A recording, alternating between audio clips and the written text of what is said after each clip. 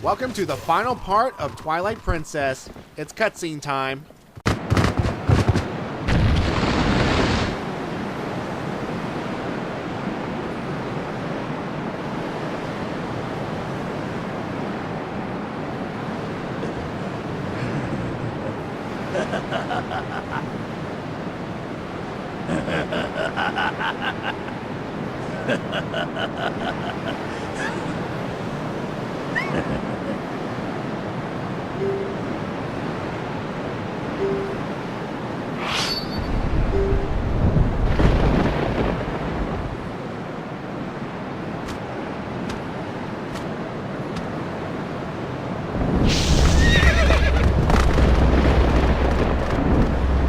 An impressive looking blade?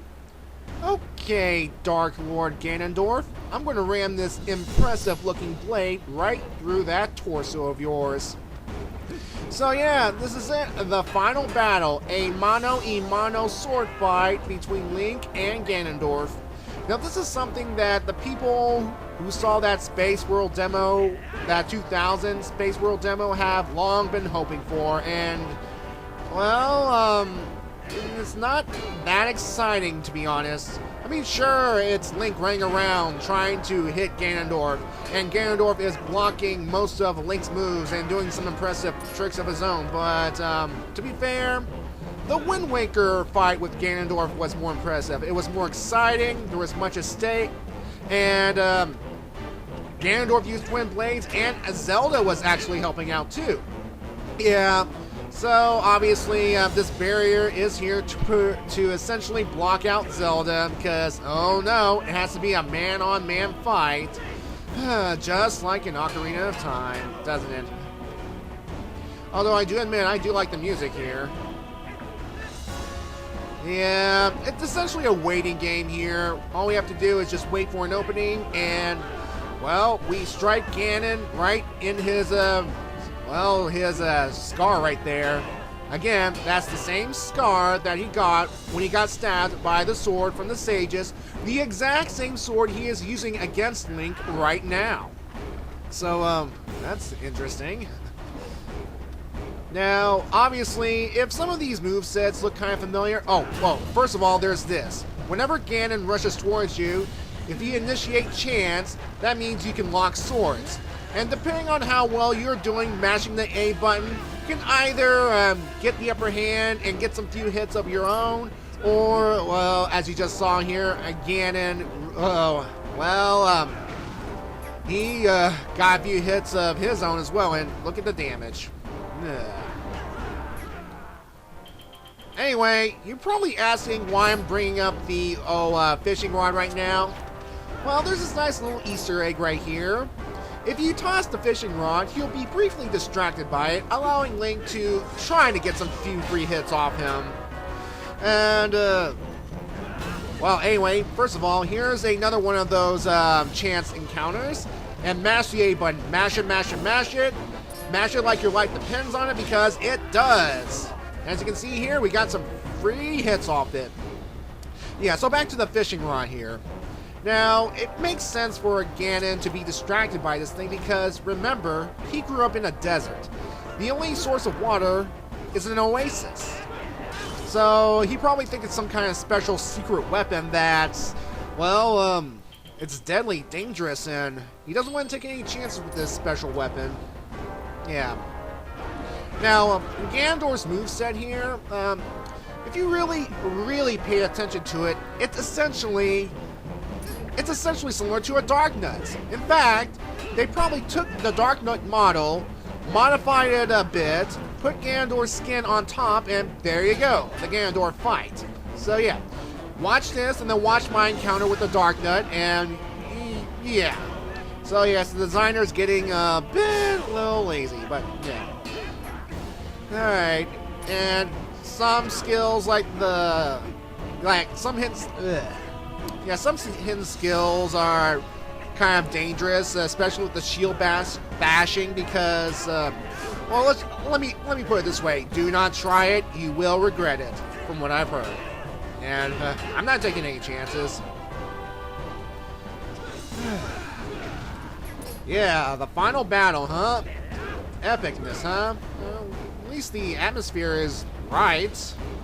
Though it would have been better if he transformed into his proper pig form instead of the boar we saw last part, but yeah. It's just a matter of timing. And look at him, goading me into attacking him, knowing it's a booby trap.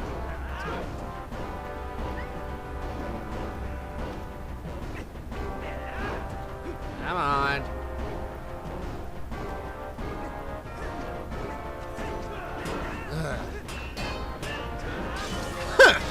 Look at that. Yeah, trying to get...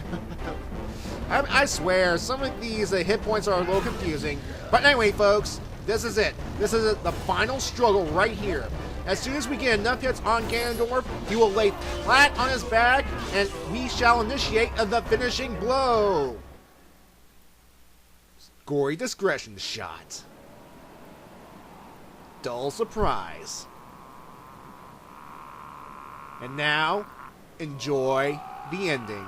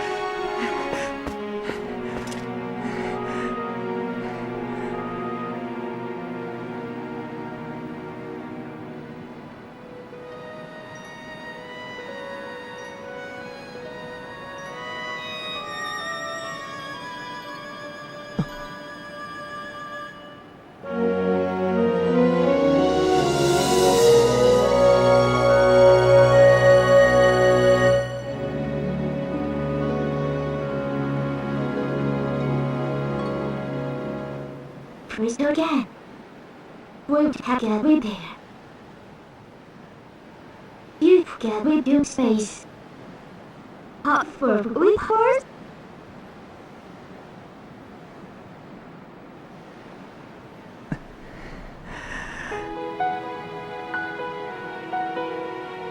Of course, that's a play on how Link is the silent protagonist. I get ya, game, I get ya.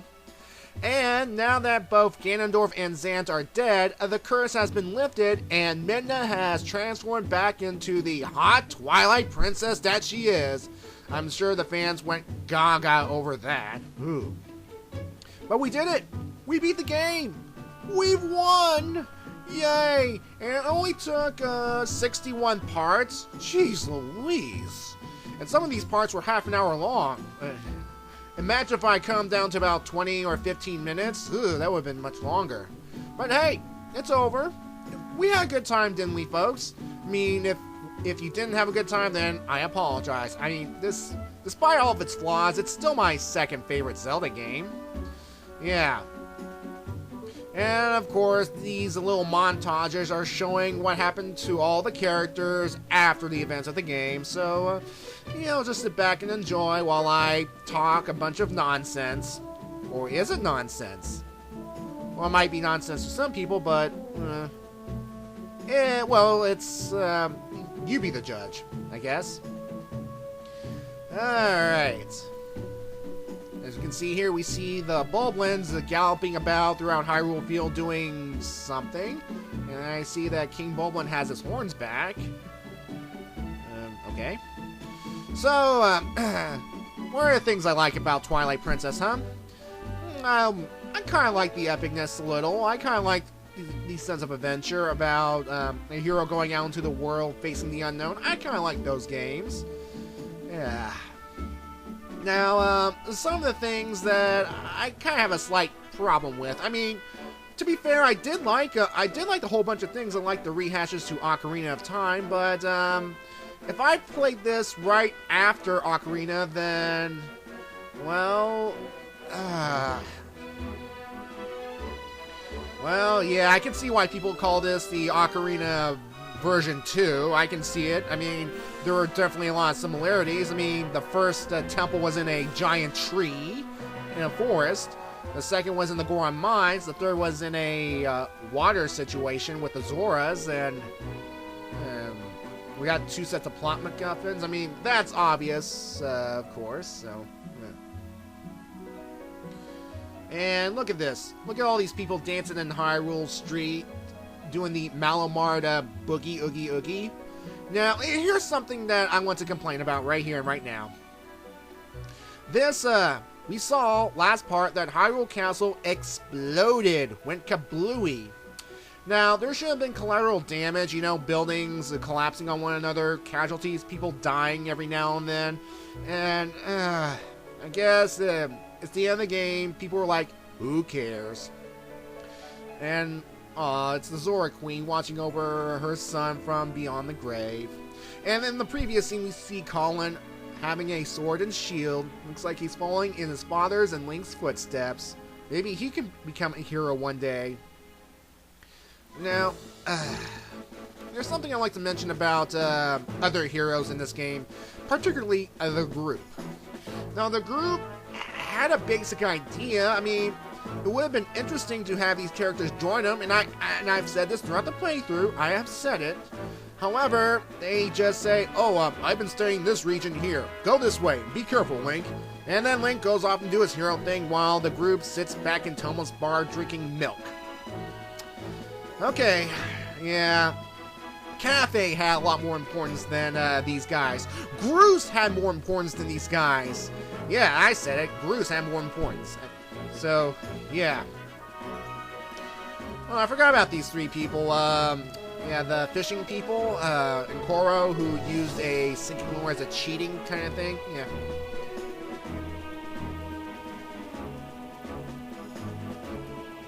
And of course, we see good old Snow Peak ruins.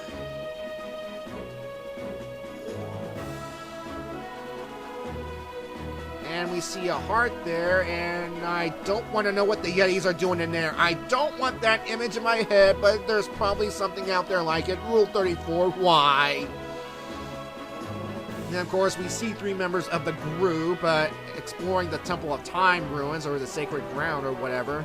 And, jeez, would they be able to find the door that takes them back into the past? That would be truly bizarre. Yes. Anyway, folks, the voices in this game, the voice of Link in this game is done by, let's see, Akira Sasanuma. I mean, he plays a more gruffer adult Link because he has got to be a little tough in this game. Jun Mizusawa returns to play Zelda, reprising her role from Ocarina and Majora's Mask, I believe. Now, the voice of Midna is done by Akaiko Kunomoto, and it may sound like gibberish, but in fact, it probably is gibberish. What the heck? It is gibberish, but I hear it's originally English cut up to sound like gibberish, and yeah. Now, the voice of Ganon, I couldn't tell if it's the same guy or not, but yeah. And as you saw here, good old Russo's wife had the baby, and all the proud men returned. Anyway, folks, coming up is it's a cutscene inside the credits. So yeah, usually there's a coda after the credits roll, but not in this case. It will explain the final fates of the main characters. So we're just gonna sit back and enjoy.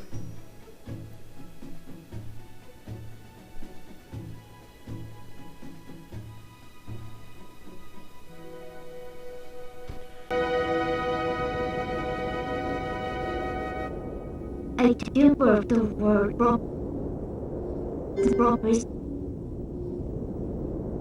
Will you write him now? Me with bet.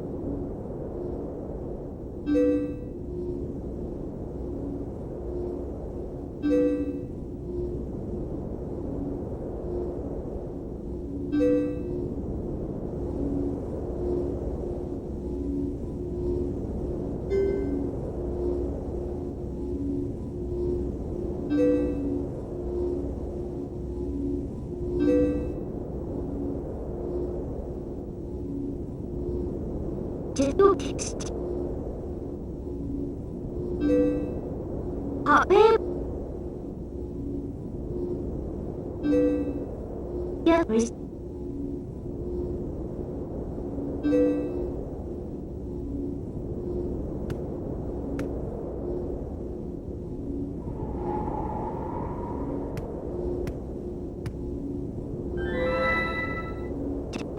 Wait. You have I don't.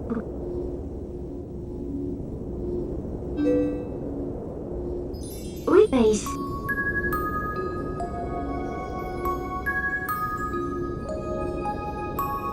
You get.